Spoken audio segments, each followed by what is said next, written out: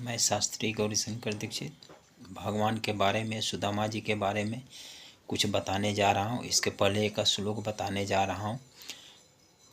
ओम कर्पूर गौरम करुणावतारम संसार सारम भुजगंधहारम सदा वसंतन हृदयारविंदे भुवन भवानी सहितम नमामि।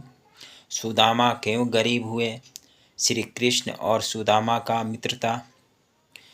श्री कृष्ण के रहते हुए सुदामा क्यों गरीब थे?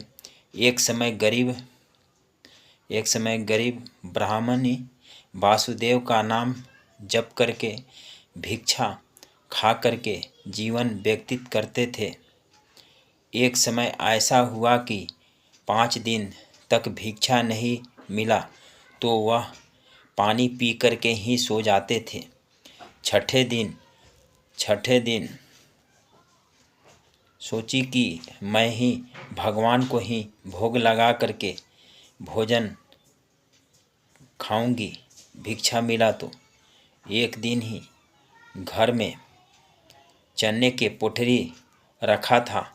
एक दिन कुटिया से चोर ले करके भाग गया।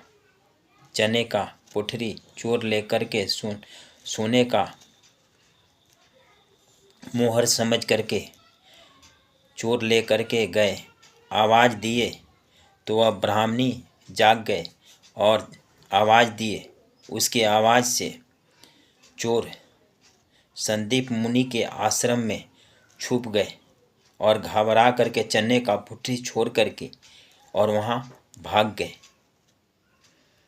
तो गुरु माता भाग गए तो गुरु माता वहाँ से आई तो चने का पोटली ले करके श्री कृष्ण भगवान जी और सुदामा जी लकड़ी लेने के लिए गए थे तो सुदामा के हाथ में दिए।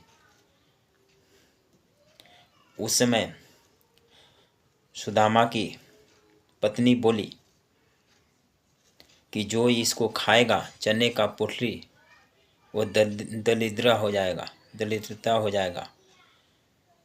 उस समय गुरु माता ने चने का पोटली सुदामा के हाथ में दिए तो सुदामा जी समझे कि ये सुदामा जी सब समझ रहे थे, जान रहे थे। सुदामा जी बोले कि ये यदि हम कृष्ण को ये पोटली खोल करके चने का दूंगा खाने के लिए, मैं भी खाऊंगा, तो इसलिए मैं ही क्यों नहीं खा जाऊं और उनको दूंगा तो